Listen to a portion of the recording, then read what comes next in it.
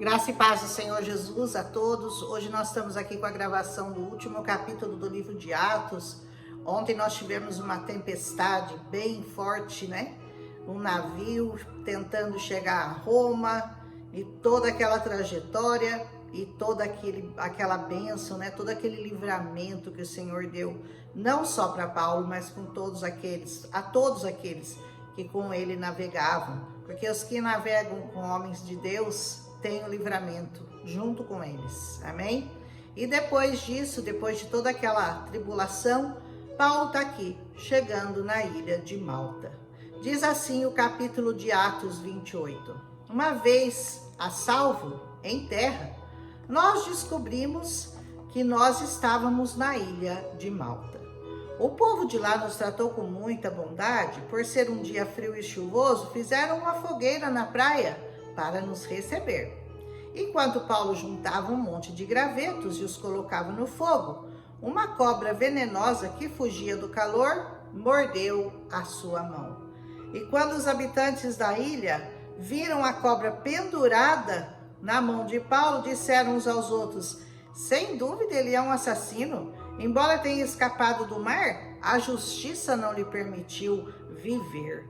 Olha que julgamento rápido, né? Quer dizer que o coitado tinha sido picado por uma cobra e eles já acharam imediatamente que aquilo era um julgamento de Deus. Que ele havia sido picado pela cobra porque Deus não ia permitir que ele continuasse vivo. Que ele havia escapado da morte, mas que ele não escaparia da picada da cobra.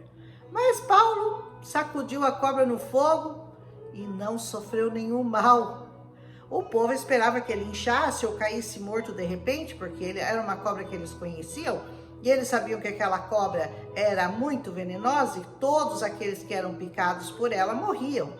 Mas, no entanto, depois de esperarem muito tempo e verem que nada havia acontecido, mudaram de ideia. E aí começaram a dizer que ele era um Deus. Diferente, né? Quer dizer, eles viram o milagre feito pelo Senhor, porque a palavra de Deus diz que se alguma coisa mortal te picar, não vai te fazer mal algum, porque você está protegido, blindado pelo sangue de Jesus. Perto da praia havia uma propriedade que era pertencente a Públio, a principal autoridade da ilha. E por 3 dias ele nos hospedou e nos tratou com bondade. A partir desse momento, né, apesar da cobra que já passou, Paulo vai ter momentos de tranquilidade para poder pregar a santa palavra do Senhor. Aconteceu que o pai do Públio estava doente, com febre e com disenteria. Paulo entrou, orou por ele e, claro, impondo as mãos sobre sua cabeça, o curou.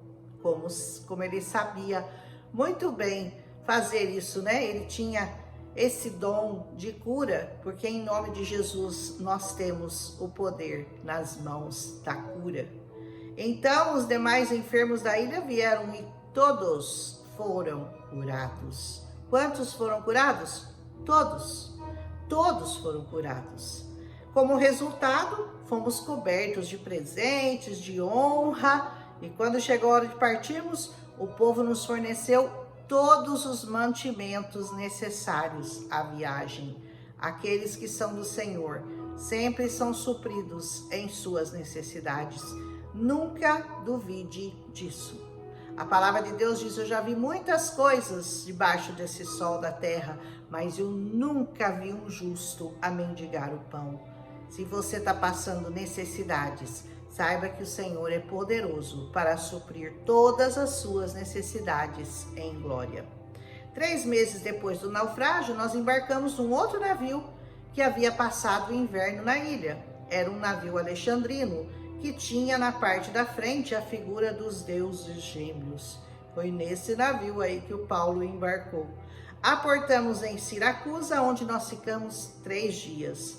Dali, nós navegamos até Régio. Um dia depois, um vento sul começou a soprar, de modo que no dia seguinte prosseguimos até Puteoli. Ali encontramos alguns irmãos que nos convidaram a passar uma semana com eles. Depois fomos para Roma. Você percebe como o evangelho estava se expandindo rapidamente?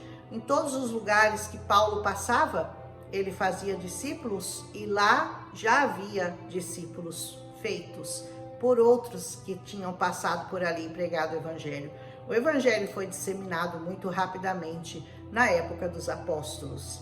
Os irmãos em Roma souberam que nós estávamos chegando e vieram ao nosso encontro no fórum da Via Ápia. Outros se juntaram a nós nas 3 vendas e, ao vê-los, Paulo se animou e agradeceu a Deus. Paulo sabia ser grato a Deus em todos os momentos da sua vida, nos momentos em que ele estava passando por provações e nos momentos de alegria. O tempo todo, Paulo agradecia a Deus.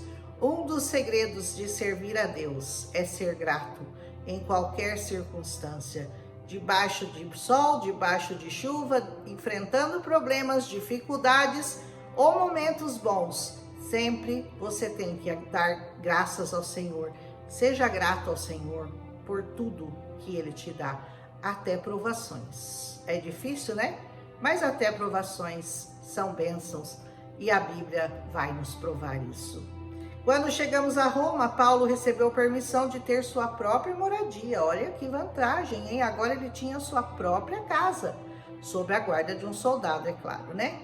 3 dias depois de chegar, Paulo convocou todos os líderes judeus daquele lugar e lhe disse: irmãos, embora eu não tenha feito nada contra o nosso povo, nem contra os costumes dos nossos antepassados, eu fui preso em Jerusalém e fui entregue ao governo romano.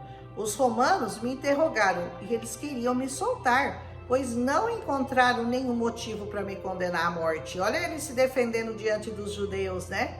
Mas quando os líderes judeus protestaram contra a decisão de não condená-lo à morte, eu considerei necessário apelar a César, embora eu não tivesse acusação alguma contra meu próprio povo.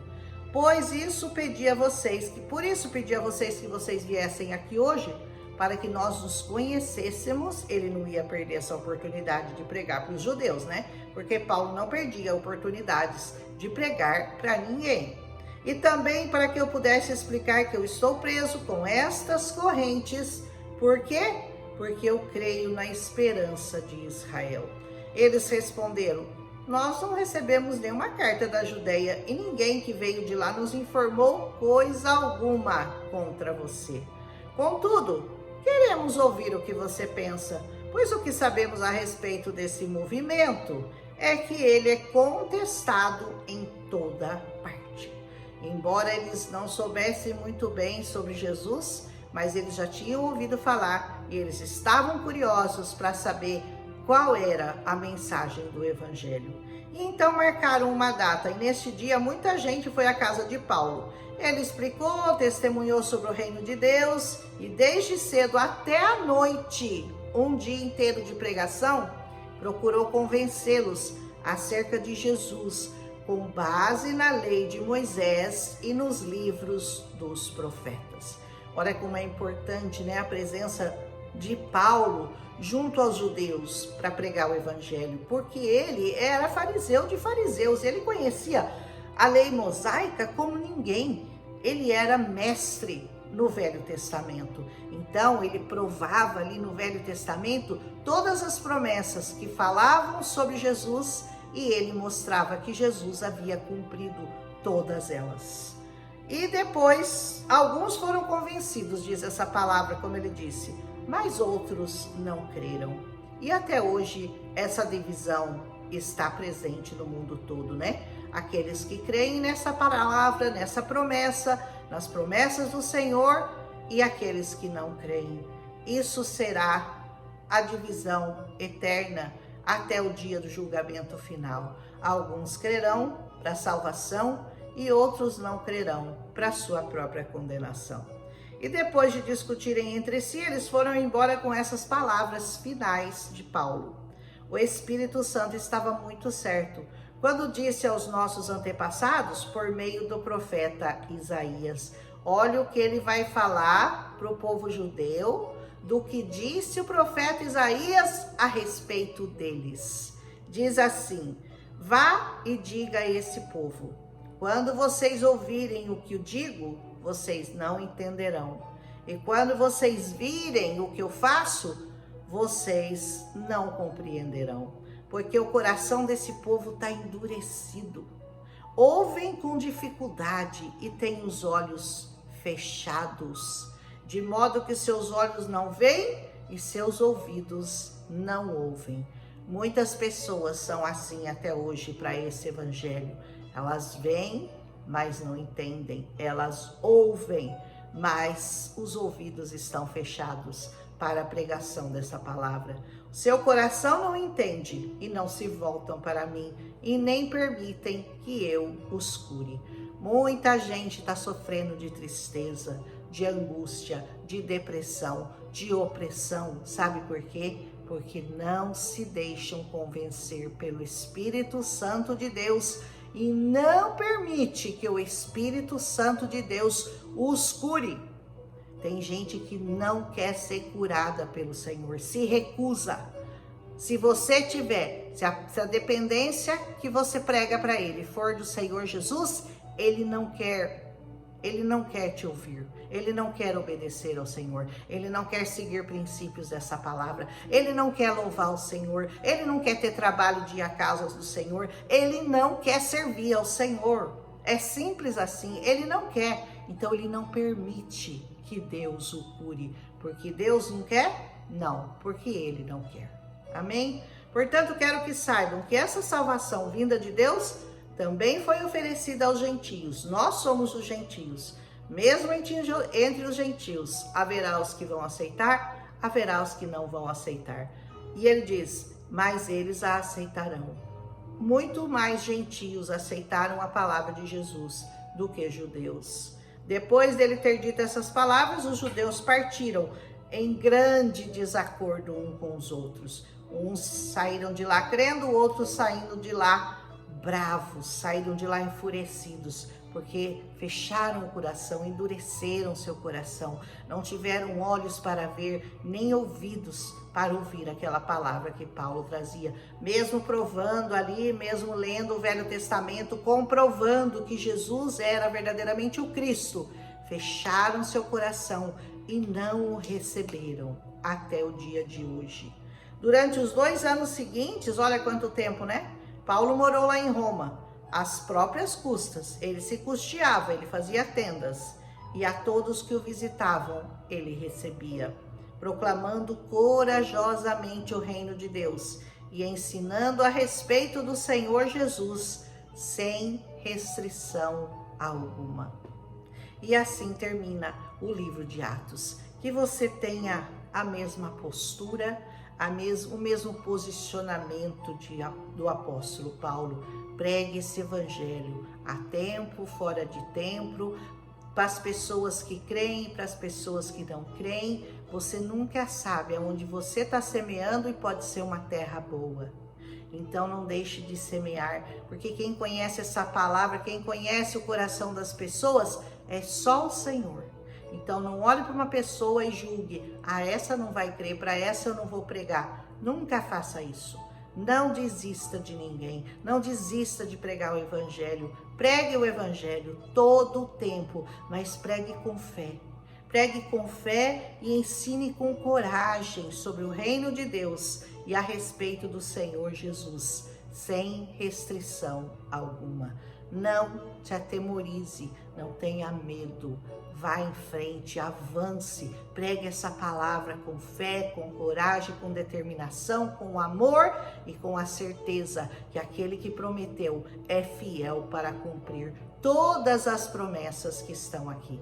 Como eu disse, a igreja continua escrevendo hoje o livro de Atos. O livro de Atos terminou em Atos 28, mas ele lá no céu, ele continua sendo escrito pela igreja de Jesus Cristo aqui na terra, por meio do Espírito Santo que habita em nossos corações. Que o Senhor te proteja, que o Senhor te guarde, que o Senhor te dê um discernimento dessa palavra, que essa palavra faça rema na sua vida, que você entenda e que você receba o Senhor no seu coração como o único e suficiente Salvador, porque Ele é o único que pode te salvar e Ele é suficientemente poderoso para te salvar, sem precisar de nenhum outro Deus que faça qualquer outra coisa por você, nem santos, nem imagens, nada, só Jesus pode todas as coisas. Nós estamos aqui aprendendo desde Gênesis e nós estamos vendo que tudo converge